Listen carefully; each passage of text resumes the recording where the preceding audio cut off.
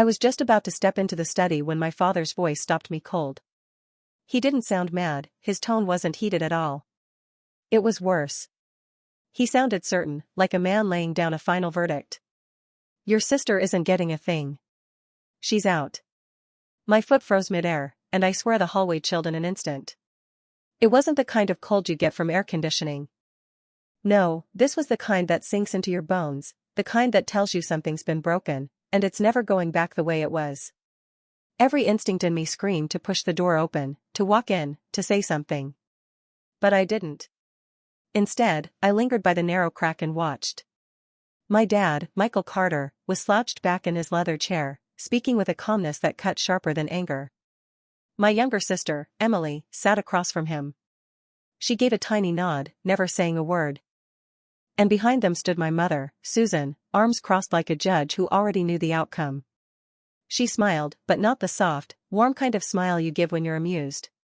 This one was tight, controlled, the kind of smile people wear when the trap they set has finally snapped shut. I can't even tell you how I backed away, because I don't remember it happening. All I know is I didn't enter that room. I didn't confront them. I didn't plead my case. I just drifted down the hall, past the bedroom I grew up in, and into the guest room where I'd been crashing. I opened my laptop, my hands trembling just slightly, and started moving money. Every penny I had, savings, investments, even my so-called emergency stash, I swept it all into a private account. One they didn't know existed. One I had opened years ago on nothing more than a gut feeling I could never fully explain. What they didn't realize was that I already knew about the second trust, the one my grandmother, Margaret Carter, had set up quietly before she passed away. She hadn't told anyone else. Just me. And by sheer timing, it had just matured. The amount inside wasn't small. Not even close. That night, I didn't cry. I didn't scream. I didn't even break down. I just sat there in the dim glow of the laptop screen, staring at the confirmation that the transfer had gone through. Something inside me shifted as I realized the truth. I wasn't their daughter anymore. Not really. To them, I was the expendable one, the weak link. And that, thinking I couldn't fight back, was going to be their second mistake. But honestly, this didn't begin with that one conversation. The erasing had started long before they said it out loud. I should have seen it last Christmas. Mom sent out a glossy family photo with the caption, "Johnson family full of love." Except, I wasn't in it. That year, I had flown in early. I baked 3 pies with my own 2 hands. I wrapped every gift until my fingers cramped. Yet when I asked about the missing photo, Mom brushed it off with a laugh. "Oh, honey, we snapped it while you were out running errands." Just slipped my mind.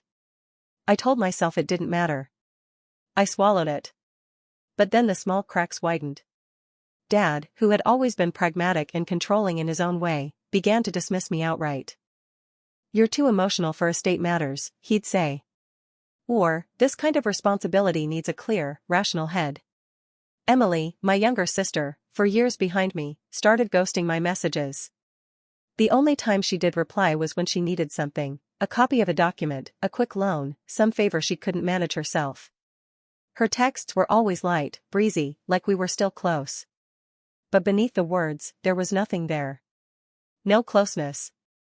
Just hollow convenience. And Ryan, our cousin, the one we practically grew up with as if he were my brother, took to calling me the martyr. He said it with a smile, but I could hear the knife hidden in it. Still, I kept showing up. I was there when Grandma fell for the 3rd time, racing to the hospital in the middle of the night. I sat at her hospice bedside, reading to her through a cracked, tired voice while my eyes burned from lack of sleep. I gave up my consulting gig for months to help Dad recover from his surgery last spring. I covered the electric bill when Emily maxed out her credit cards. And when Ryan's gambling debt spiraled out of control again, I was the one who quietly bailed him out. No one ever said thank you. Not once. They just let me carry the load, like it was my role, my obligation. And maybe that's where I went wrong. Somewhere deep down, I confused being needed with being wanted. The true cut came later, the night I overheard the second conversation. The one they thought no one else would ever hear. Dad's study door was cracked, and his voice carried through the gap. Calm. Certain. Don't tell her about the account, he said. We'll say it was closed. Split it between us. Jasmine's out. She's been a burden long enough. That word. Burden. It sank its teeth into me and wouldn't let go. It echoed louder than any slammed door, harsher than any insult they'd ever thrown. Because it meant all of it, the caregiving, the sacrifices, the silence, hadn't earned me a place. It had made me disposable. I just stood there in the hall, breathing slow and shallow. Not because I was scared, but because something inside me was breaking. Some part of me still wanted to believe it was all a mistake. That maybe grief had twisted them, changed them into people I didn't recognize. But it wasn't grief. It was greed. And they weren't even hiding it anymore. That night, I didn't sleep. Not from anger. Not from fear. But because I kept hearing her voice, my grandmother's voice, faint and raspy from her hospital bed. One day, they'll turn on you. When they do, open the bottom drawer. At the time, I figured she meant something sentimental. Maybe a keepsake or an old letter. But now, her words cut differently. She had seen this coming. She had seen them clearly, long before I ever could. The drawer she meant was in her bedroom, still untouched since the funeral. The oak desk sat in the corner, and in the top left drawer, my hand trembled as I pulled it open. For a moment, I braced for emptiness. But it wasn't empty. Inside was a small flash drive, a folded letter in her handwriting, and a cream-colored envelope sealed with a notary's stamp. My hands shook as I unfolded the letter. Jasmine, if you're reading this, they've already made their move. Blood doesn't make them worthy. Love doesn't make them loyal. Take what's yours and don't apologize. Grandma. It was only a handful of lines, but it landed like a thunderclap. I read it once. Then again. Then again. I wasn't crying, not yet. What I felt wasn't sadness or even rage. It was conviction. The sealed envelope contained an updated version of her will, notarized and signed just 2 weeks before she passed. I combed through every single word. The document placed 51% of the family business in my control, granted me power of attorney over Dad's personal trust, handed me 2 rental properties out in Colorado, and left me a locked investment account worth just over $1.2 million. She hadn't divided things evenly. She hadn't tried to make peace. She had chosen me. Not because I was better than them, but because I had stayed. Because I listened. Because when no one else would, I wiped her mouth, held her hand, and stayed by her side. She hadn't left me power. She had left me proof. Proof that I wasn't crazy. Proof that I wasn't imagining the distance, the silence, the smirks across the table. Somewhere in the middle of their scheming, she had drawn a line, and she had placed me on the side of truth. I sat there for hours, just holding that envelope like it might disappear if I blinked. They wanted me erased, pushed aside. Fine. Let them light the match. I would burn their entire plan down to ash. The next morning, I walked into the kitchen as if nothing had changed. Dad, Robert, sat at the head of the table, skimming financial papers. Emily scrolled on her phone, chewing her toast without a care. And Mom, Susan, stood at the sink, stirring her tea while humming the same little tune she always used when she thought she'd won. Morning, I said evenly. Dad didn't even glance up. We're busy, Jasmine. Can you give us a minute? I smiled back, calm and cool, like I had rehearsed it. Sure. Just wanted to say congratulations. That single word, congrats, pulled his head up fast. Dad's pen froze in midair, his brows knit tight as he looked at me. I set the envelope down squarely on the table. Mom's hand jerked so hard her teacup toppled, hot liquid spilling across the counter in a brown stream. She didn't move to wipe it up. Didn't even flinch. She just stood there, eyes locked on me. What are you talking about? She asked, her voice flat but trembling underneath. I slid the envelope open, pulled out the amended will, and laid it neatly between Dad's mug of black coffee and the butter dish. Emily's scrolling thumb froze. Dad rose slowly from his chair, eyes scanning the page. His mouth opened, but no sound came out. That's not, Mom began. Not real? I said evenly, not raising my voice, just letting the weight of the words sit. Signed. Notarized. Witnessed. All in order. I shifted my gaze toward Dad. You remember Clara, Grandma's friend from church? She was one of the witnesses, 2 weeks before Grandma passed. The silence was thick enough to choke on. Guess she didn't trust the rest of you, I added. Dad's growl was low, almost animal. You stole that. I shook my head. No, I said, my voice steady, unshaken. I earned it. The quiet that followed stretched long and ugly. But it didn't rattle me. I let them sit in it, the loss, the shock, the dawning realization that the game had changed and I was no longer playing by their rules. You thought I'd just fade out quietly, I told them.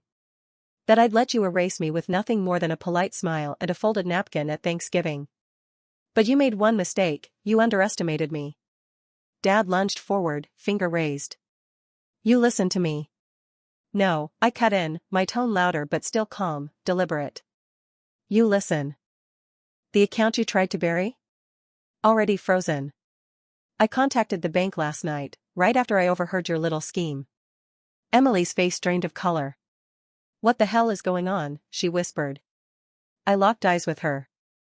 Your inheritance, I said clearly, just vanished out of your hands. Mom's lip quivered. This is your family, she said weakly. I shook my head. No, I answered. This is a lesson. And then I walked out, not rushing, not hiding. Claiming the ground they thought I'd never stand on. The office still smelled like my father, worn leather chairs, bitter coffee, and the stale trace of cologne that lingered too long. I hadn't set foot in that boardroom since I was 22, the year I offered to help with a company retreat and was politely told to leave it to the real professionals. But that Monday morning, I pushed through the front doors like I belonged. The receptionist blinked twice before recognizing me, then stayed quiet as I strode past. I walked straight into the boardroom. Dad's partners were already there, David, Sophia, and a few new faces I didn't know. Ryan was there too, lounging in a tailored blazer, his posture cocky, his smirk rehearsed. He didn't even bother to look up. I didn't slow.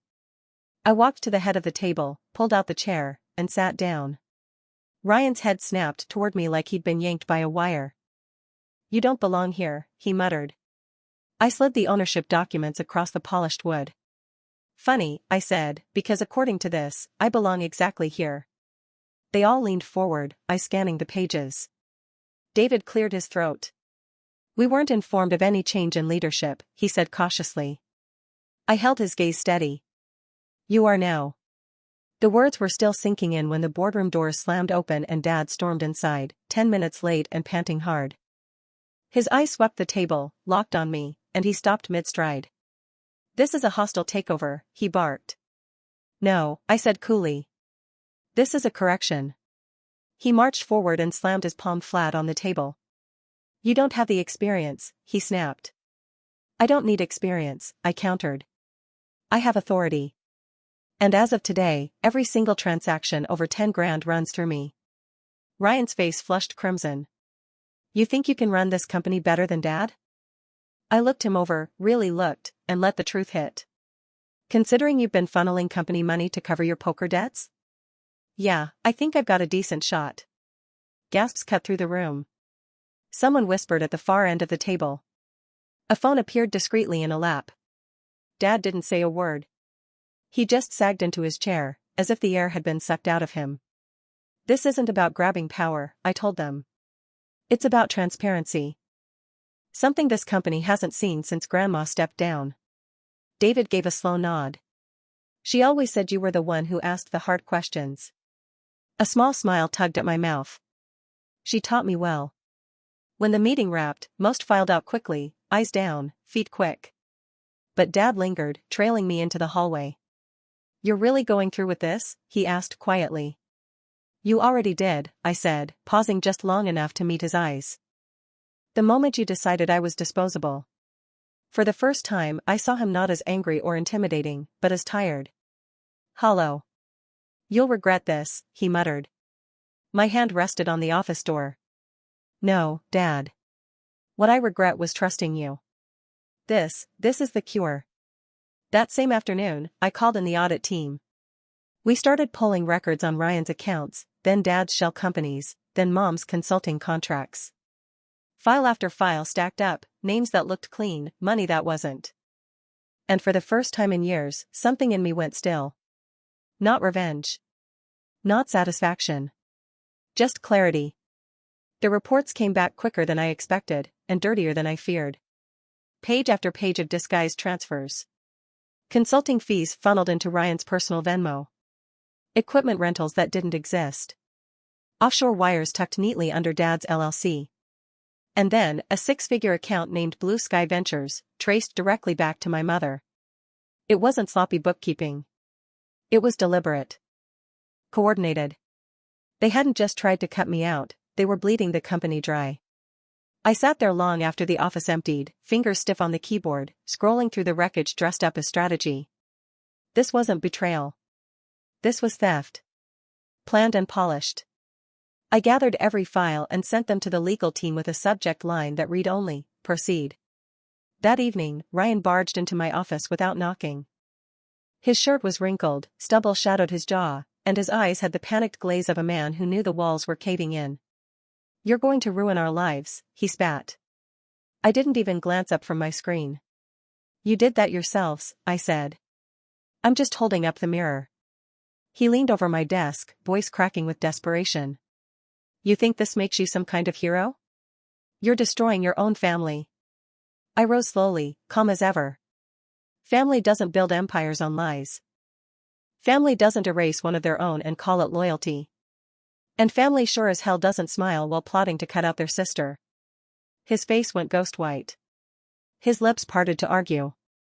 "Yeah," I said, cutting him off. "I heard that conversation. Every word of it." He scrambled for excuses, tried to twist it into something smaller, safer. But I didn't let him. "You forged Grandma's signature on a withdrawal slip," I said flatly. "That's a felony." The words gutted him. He had nothing left to say. "I gave you the chance to walk away clean," I reminded him. "But you stayed in the mud. Now you face the fallout." His voice cracked. "You don't have to do this." "I don't have to," I said. "I want to." He left without another word, shoulders slumped. Later that night, my attorney called. "We're ready to file criminal charges. Do you want to proceed?" I stood at the window, looking out at the company sign, once a symbol of legacy, now just a name etched over years of quiet deceit. "Yes," I said. "No settlements. No silence. We do this by the book. I want the truth in ink." By sunrise, the company's website carried a new leadership tab. My name. My photo. My mission statement. And beneath it, a quote from Grandma herself. "If you can't trust the foundation, tear it out and start again." That's exactly what I was doing, ripping out the rot, piece by piece, name by name. By noon, my phone buzzed with a text.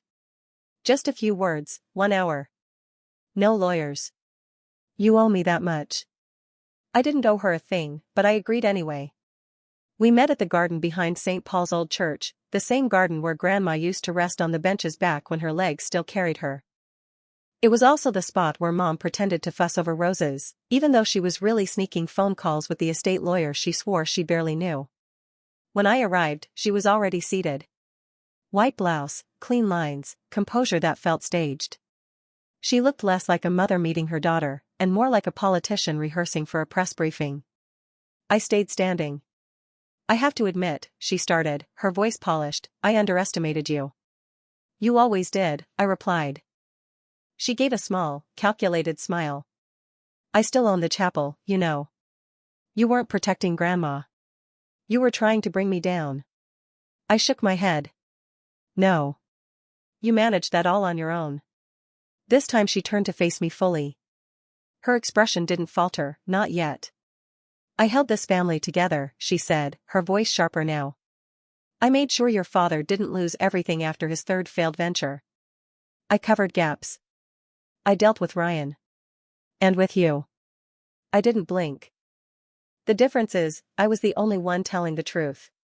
She rose slowly, brushing her skirt as if she'd just finished pruning the garden instead of confessing her sins. "You're going to win," she said flatly. "We both know it." Then she stepped closer, lowering her tone. "But what happens after you do?" Do you really think victory brings peace? Do you think this is what Grandma wanted, for the family to turn into a courtroom spectacle? For the first time in a long time, I studied her face without flinching. And what I saw was a woman trying to rearrange herself into the softness I once loved, but the mask didn't fit anymore.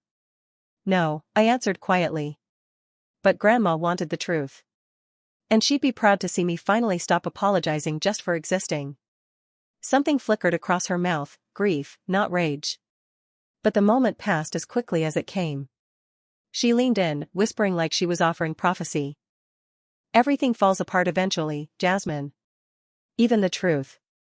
You'll see. I didn't respond. I didn't stick around to hear whether it was a warning, a threat, or a plea. I turned and left before she could rewrite the ending again. The courtroom felt colder than I expected. Not the temperature, but the air itself, tight, waiting, as if the walls knew words would be spoken here that couldn't be unsaid. Mom, Dad, and Emily sat together. 3 faces, 3 masks. 3 ghosts of the family I once believed in. When the clerk called my name, I stood. I walked forward, raised my hand, and swore my truth. My voice was steady, not because I was fearless, but because fear didn't own me anymore. I had spent years suffocating in their silence. Now I was speaking in a place they couldn't mute. I laid everything out. The timeline. The money transfers. The forged withdrawals. The shell LLCs Dad hid under fake names. The consulting payments routed through Mom's phony company. The bank alerts I triggered the moment I overheard them say I was out. And then I paused. Before she passed, I said, my grandmother left me something else. I pulled the flash drive from my pocket and handed it to the bailiff. The system clicked. The room fell silent. And then came her voice, faint but steady, aged but unmistakable. Jasmine, if they try to shut you out, don't let them. You're the future of this family. Not their version of it. Yours. No one dared to move. Even Dad sat frozen. When it was Mom's turn, she rose like she was back at Sunday service. Measured. Poised. Controlled. We weren't trying to hurt her, she insisted. We were trying to protect her. She's always been sensitive. I couldn't help it, I laughed out loud. Not from disrespect, but from sheer clarity. Is that what you call erasing someone now? Sensitivity? The judge didn't react. Emily stared at her hands. Dad kept his gaze pinned to the floor. By the end, the inheritance hardly mattered. This wasn't about money anymore. It was about dignity. About memory. About finally being seen. The gavel dropped. The estate was officially mine, full control, no conditions. Emily was ordered to repay what she siphoned off. My parents were barred permanently from any role tied to the trust or the company. It was done. Public. Unchangeable. Outside, reporters swarmed like vultures. Cameras. Microphones. A frenzy of questions I had no interest in answering. I walked past them straight and silent. I didn't owe anyone my rage. Back at the lake house, I opened Grandma's journal to the page I had marked months ago. In her neat, deliberate handwriting, she had left a line I couldn't forget. Sometimes blood must be drained for a body to heal. Families are no different. I sat on the porch until the sun slipped behind the trees. The air smelled of pine and memory. They thought they had buried me. But in handing me the shovel, they gave me a choice. I didn't dig my grave, I laid the foundation. By Monday morning, the transition was official. The deeds, the titles, the accounts, every paper bore my name. The cabin by the lake sat still in the crisp touch of autumn. Yellow leaves drifted down the steps like someone letting go too gently. Inside, the air didn't feel empty. It felt as though it had been waiting. The business carried my signature now. The accounts were mine. The legacy they tried so hard to erase was preserved by the very person they had cast out. I didn't throw a party. I didn't call anyone. Instead, I opened Grandma's cedar chest, placed the amended will beside her journal, and closed it softly. No speeches. No declarations. Just the quiet act of returning something to where it belonged. That night, I left the windows wide open. There were no whispers behind the walls, no footsteps in the hallway, Only the wind off the lake and the memory of the one person who believed in me before I ever believed in myself. They called me weak. Emotional. A burden. They tried to erase me. But every erasure only carved me sharper. Every silence became a sentence I was destined to speak. And when they finally handed me the shovel, the one they thought I'd use to disappear, I chose to build something unshakable. Now the house carries my name. The business reflects my values. And I sleep with the windows open. Not because I've forgiven them. Not because I've forgotten. But because I don't need to.